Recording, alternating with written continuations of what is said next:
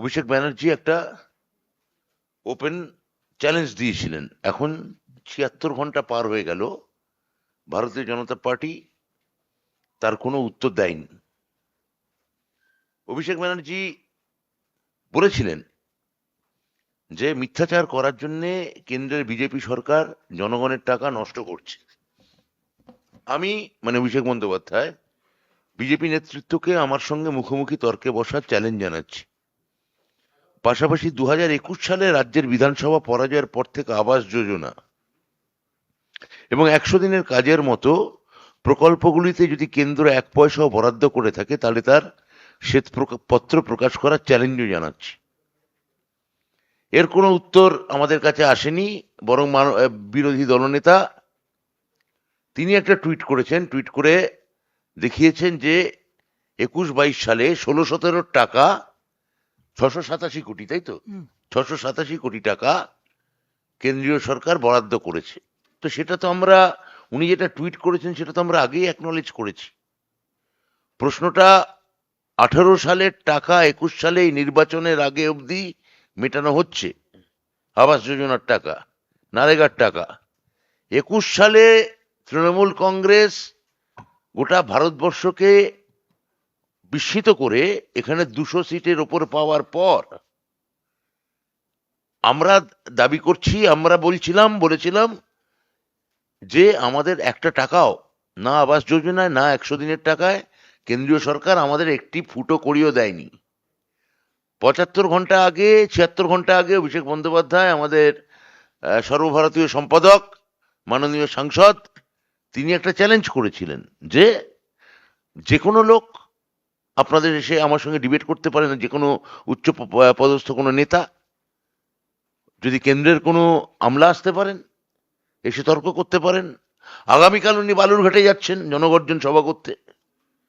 তা ওখানে বিজেপির রাজ্য সভাপতি, তিনি বালুরঘাটের একবার জিতেছেন, দ্বিতীয়বারের ক্যান্ডিডেট, তিনি জায়গা ঠিক করুন বালুরঘাটে। সেখানেই অভিষেক বন্দ্যোপাধ্যায় যাবেন, গিয়ে এটা প্রমাণ করবেন যে আমরা একটা টাকাও আমরা পাইনি। কিন্তু বিজেপি এখন এই চ্যালেঞ্জ কি নেবে? এই যে দিনের পর দিন মাননীয় প্রধানমন্ত্রী এখানে আসছেন এবং তারা বলছেন যে এই এই এই টাকা তারা আমাদের দিয়েছেন, তা তারা সেটা মুখোমুখি হোক না, আপনারা আপনাদের কাগজ নিয়ে আসুন। আমরা, অভিষেক বন্দ্যোপাধ্যায় বলছেন, আমরা আমাদের কাগজ নিয়ে বসবো। আপনি শ্বেতপত্র প্রকাশ করুন, আমরাও শ্বেতপত্র প্রকাশ করছি, তাহলে সামনাসামনি হয়ে যাবে আমাদের টাকা দিয়েছে কি দেয়নি। কিন্তু বিজেপি নেতাদের এখানে সেরকম কোনো উৎসাহ দেখা যাচ্ছে না, কেননা তাদের দলীয় কোন্দল আছে, অভ্যন্তরীণ বিবাদ আছে। প্রথম তালিকা দেখা যাচ্ছে তারা বার করেছিলেন 2রা, তারপর দ্বিতীয় তালিকা বার করলেন 13ই মার্চ, আজকে 17ই মার্চ, গতকাল ইলেকশন নোটিফিকেশন হয়ে গেছে। আর বাকি প্রার্থীদের নাম, তোমাদের নাম নাই, তোমাদের নাম কোথাও দেখা নাই। কেন নাম প্রকাশ করতে এত বিলম্ব হচ্ছে? কেন তমলুকে সিট নিয়ে কাজিয়া হচ্ছে, কে দাঁড়াবে ফাইনালি? হ্যাঁ, না দমদমে, নাকি উত্তর কলকাতায়? তা এইগুলো আপনাদের অভ্যন্তরীণ ব্যাপার। আপনারা বলেছিলেন যে আপনাদের 42 জন তালিকা প্রার্থী রেডি আছে, ভোটের নোটিফিকেশন হবে কি আমি সঙ্গে সঙ্গে বার করে দেবো। তা প্রার্থীদের নাম দিন, আমাদের সঙ্গে ভোটে লড়তে আসুন, নির্বাচনে সব ঠিক হয়ে যাক। তো দেখা যাচ্ছে নাই, তোমার দেখা নাই। এটাই আমাদের কথা। আর একটা কথা আমি খুব পরিষ্কার করে বলতে চাই, এরপর চন্দ্রিমাদি বলবেন, সেটা হচ্ছে যে মানুষ কার উপর বিশ্বাস করবেন, মানুষ কাকে বিশ্বাস করবেন? মাননীয় প্রধানমন্ত্রী তার গলা সর্বত্র গণমাধ্যমে বাজছে মোদির গ্যারান্টি, মোদিজি কা গ্যারান্টি। তা এই গ্যারান্টির যেগুলো একটু মিলিয়ে দেখা যাক। মাননীয় প্রধানমন্ত্রী বলেছিলেন যে 2022 সালের মধ্যে কৃষকদের আয় আমি দ্বিগুণ করে দেবো।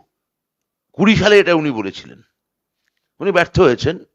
উনি এখন আপাতত, যেটা কৃষক বিদ্রোহের পর দিল্লিতে আবার নতুন করে কৃষক বিদ্রোহ শুরু হয়েছে, তো তখন হিসেব করে দেখা যাচ্ছে যে 2028 সালে এটা ওই কৃষকদের আয় দ্বিগুণ হতে পারে।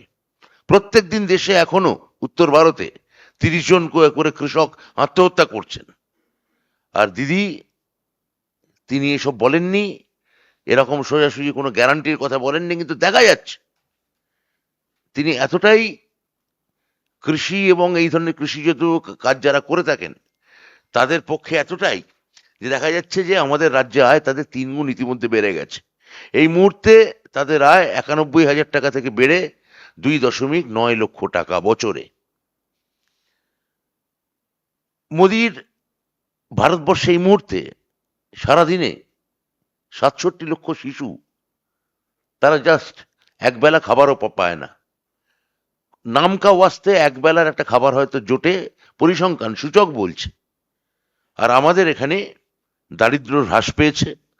বিহারে বহুমাত্রিক দারিদ্র্য সূচকের নিচে বসবাসকারী মানুষের হার, মাল্টিডাইমেনশনাল পভার্টি ইন্ডেক্স, তার হার এই মুহূর্তে বিহারে 34%, উত্তরপ্রদেশে 23%, মধ্যপ্রদেশে 21%, আসামে 19%, বাংলায় 12%। তাহলে মোদির জমানায় দেখা যাচ্ছে যে 25 বছরে কম বয়সের মধ্যে গোটা ভারতবর্ষে 10 জন গ্র্যাজুয়েট স্নাতক, তার মধ্যে 4 জন বেকার। আর আমাদের এখানে অক্টোবর 2023-এর অক্টোবর ডিসেম্বর এই 3 মাসে বেকারত্বের হার গোটা ভারতে যেখানে 9%, বাংলায় 6%। বাংলা এর মধ্যে 2 কোটি মানুষের কর্মসংস্থান আমরা করতে পেরেছি। তাহলে নারীর ক্ষমতায়ন নিয়ে শুধু ফাঁকা বুলি বলে গেছেন, বড় বড় কথা বলে গেছেন। বেটি বাঁচাও ফান্ডের শুধুমাত্র 80% চলে গেছে খালি বিজ্ঞাপনী প্রসাধনীতে, মুখ ঢেকে যায় বিজ্ঞাপনে, কাজের কাজ কিচ্ছু হয়নি। আর আমাদের এখানে আমাদের রাজ্যে 2 কোটির বেশি মহিলা এই মুহূর্তে লক্ষ্মীর ভান্ডার পাচ্ছেন, কন্যাশ্রী স্কলারশিপ পাচ্ছেন 87 লক্ষ মেয়ে। বাংলা থেকে তুলে নিয়ে গেছেন কেন্দ্রীয় সরকার এখন পর্যন্ত 4.60 লক্ষ কোটি টাকা, অথচ ওই 1.6 লক্ষ কোটি টাকার ন্যায্য বকেয়া তিনি আমাদের দিচ্ছেন না।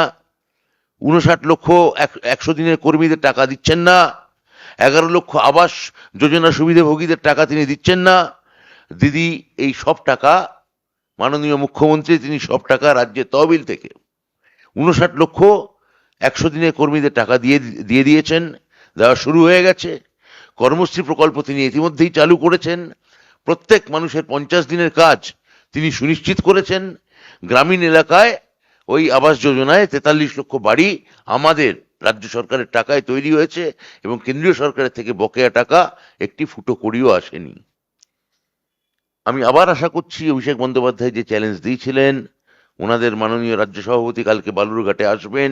আমরা আবার বলছি উনি জায়গা ঠিক করুন, উনি যেখানে বলবেন আমাদের সম্পাদক যাবেন, সমস্ত কাগজপত্র নিয়ে যাবেন, আপনিও কাগজপত্র নিয়ে আসুন।